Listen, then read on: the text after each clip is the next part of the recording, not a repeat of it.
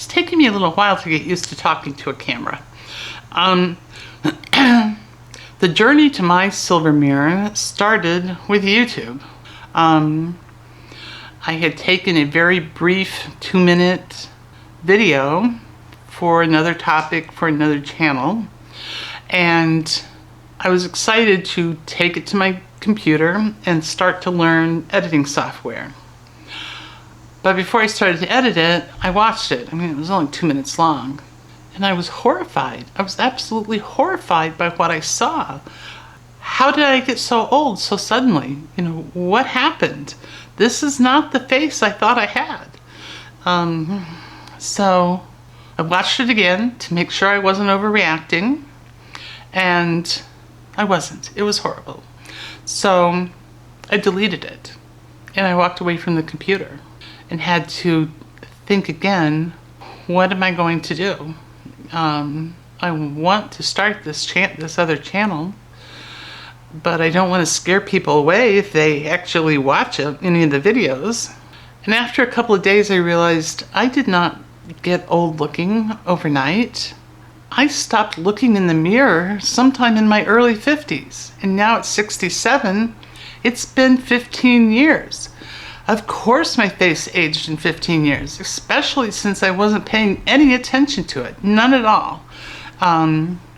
Sure, I mean, it's not like I took out the mirrors in the house, but I would just like glance up when I brushed my teeth, or when I double checked that my hair wasn't really goofy looking, or that my necklace was on straight. I didn't really look at my face. And so I started... Band-Aid's coming off. So I started, I still had some facial cleanser from 15 years earlier. Probably not the best move, but you know, hey, it's what I had. It's what I did know. And I started washing my face. I started using, you know, skin moisturizers and sunscreens. And started like trying to look closer at my skin, find out what was going on. And I noticed one day that there was a pimple. I thought it was a pimple over here on the side of my nose, but it didn't act like a pimple. It wasn't going away. It wasn't coming to a head. It just was there. And so I kept washing my face twice a day.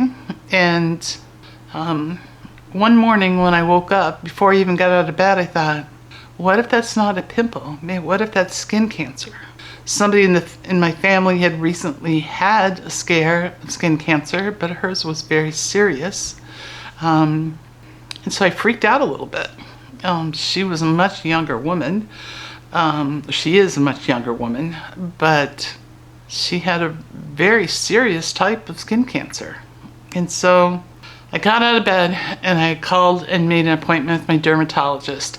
I did have a dermatologist because over the years I've had episodes of actinic keratosis, which is like, it can look kind of like different things, but to me, it looked kind of, I could feel it better than I could see it. It was scaly rough spots that you couldn't wash away and you couldn't get moisturized. They just stayed, and then they got bigger and bigger. And so I did go to a dermatologist about it, and because it was interfering from when I would wear glasses, either sunglasses or regular glasses. And he told me what it was, and he said that actinic keratosis in and of itself is not dangerous, but it can turn into squamous cell carcinoma. So he wanted to freeze it to get rid of it. And I was like, oh, all for that, yes, okay. Freeze that sucker and let's get rid of it. And he did. And I went back about a month later because some of the patches I had were pretty big. And he said to come back to make sure he got them all, you know, from the edges. And so he had to do some more around the edges of 2 of them, I think. And then he said I have to come back for yearly skin checks. And so last year I'd gone for my annual skin check and everything was fine. I had no lesions on my body. There was no new visible actinic keratosis, which you can have it and still not see it. It can be under the skin before it comes out. So everything's, no, not last year. Last year I did have some, and he had to freeze some more off, but they weren't nearly as big as the year, the previous ones. So he froze those off. They went away. The skin was all fine afterwards. And I should have gone for my skin check earlier this year, but we have a really short pool season here. And I didn't want to have all those scabs from freezing stuff off if he found any more. I wanted to wait until summer was over. So I put off doing my annual skin check, and that morning when I decided I want to get this checked, I did it under the pretext I was going for my annual skin check. And while I was there, I would just point it out to him and ask him if it was something to be worried about, what it was. And so he did do my entire skin check, but he said, it looks suspicious. He said, I think we should scrape it off and send it to pathology for a report. And then he said, and you have another one. And you can see where the Band-Aid is. This was the other one. It was smaller than the one I had been able to see, but once he pointed it out to me with a hand mirror, I could see it. I was like, what in the world? I can't see something right there on my face? And so he scraped that one off too and sent it to pathology. And I realized, not only was I not looking in the mirror all those years, I just can't see myself clearly enough anymore, standing on the other side of the bathroom counter and looking over the sink to the mirror. So I went on Amazon, yay Amazon, and looked for a tabletop mirror that I could just bring right up to my face. And I found one that had good reviews. It was very heavy and sturdy, because you may tell from time to time that my dog likes to get up on everything. He's small, but he can shake the table, and I don't want him to accidentally knock the mirror off. So I got one that was very sturdy. It's very heavy in its base, and it's lighted, or it can be lit around it with LED lights, and you can flip it over and there's a magnification on one side. So I got that, and so now I can actually see what's going on with my face. At this point, I knew I needed to do a channel about this. I mean, this is horrible. If there's other women my age out there who have stopped looking in the mirror, they've got to start. I mean, even if they don't want to relearn how to do makeup, if the only reason is to make sure their skin is healthy. So, this is the second time I've done this video, because the first time I forgot to turn the microphone on. Oh my gosh, yes, I just shut. It is on. I thought maybe I forgot again. And actually, there's a couple more videos where I forgot to turn the video on, or the sound, plug the microphone in. And so those are ones that talk about my progression with the treatment of skin cancer. So I'll have to go back and kind of splice in explanations on what's going on. So there's that. Then for the other channel, I was wanting, this channel, this has been all no makeup. Sorry, this little Band-Aid keeps wanting to come off. For the other channel, I was wanting to try to put some makeup on. And I realized I really don't know how to put makeup on anymore. I tried using some BB cream that I'd had from 15 years ago, and it just looked cakey and heavy to me, and I just washed it off. And I tried putting some lipstick on, and oh my gosh, it wasn't 5 minutes, and it was feathering or bleeding or whatever you want to call it, and the lines I had done with the lipstick were not even. This is before I got this close-up mirror, and it looked like one of those crazy women that have their red lipstick, outside their lips. So I realized, this has gotta encompass more than learning how to, wash my face. So this is going to be my, and just so that you know, okay, those two things that he scraped off, which really means they took a scalpel and sliced it, even with the skin. They were cancer. They were skin cancer. One was squamous cell carcinoma and the other was basal cell carcinoma. So I had two lesions, within an inch of each other, and two different types of cancer. So that freaked me out a little bit, but it's being treated, and I'll talk more about it in another video.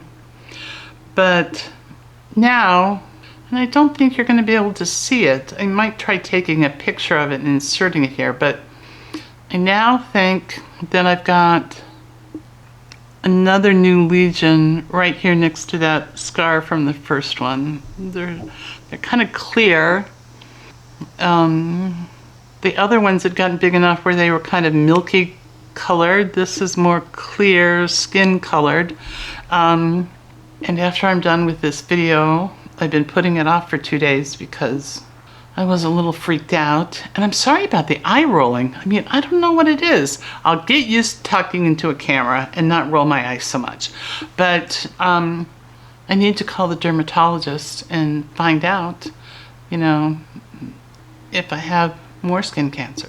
So this is my log, my journal log, my trip to reclaim my face. I'm not under any illusions that I'm going to be gorgeous. I was a very attractive woman in my 20s and 30s, but I don't want or need to retain that, to get that back. I'm at a great place in my life. I'm recently retired earlier this year. I love the rhythm of my daily routines now. I have my retirement puppy that I actually got 3 years ago, but he's wonderful. And I'm taking control of wanting to do this for me. I stopped looking in the mirror years ago because there was really nobody that cared what I looked like. At work, my clients only cared that I was knowledgeable and experienced enough to help them with their problems. And at home, there was no significant other anymore. And my 3 kids were grown, or the youngest was in high school. They could care less what their mom looks like. And those were really the only two arenas where I saw people on a regular basis anymore. So since nobody else cared what I looked like, I stopped caring what I looked like. And I did myself a real disservice. I hope anybody else that's watching this that got to this same point in their life, even if it was for good reasons. I mean, maybe you're just so confident in yourself, in your relationships, in your profession, that you really don't think, how you look is important anymore, and you really don't want to waste the time doing that. But I hope that everybody at least takes the time to really look at themselves. Take care of your skin. It's the biggest organ we have. And if you find something that's not right, go see a dermatologist and have it checked out. And if you aren't going for annual skin checks, please start. You should have started when you were much younger. My family member that has a much more serious type of skin cancer, melanoma, she's only in her 30s. And as a result, all the young women in our family and all their friends have started going for skin checks. So If you go for skin checks and you've got younger women in your family that don't, please encourage them to go. Even if they go, I mean, it should be annually, but even if they don't go annual, at least get them to go once in a while. And let's get our skin healthy. Let's get our minds healthy. And I hope you come on my silver mirror journey with me. I'm hoping you will keep me honest and on track, and I don't slip back into those I don't care, situations again. And I just want to be healthy and happy. And if I feel like wearing makeup once in a while, I want to be able to learn how to do it.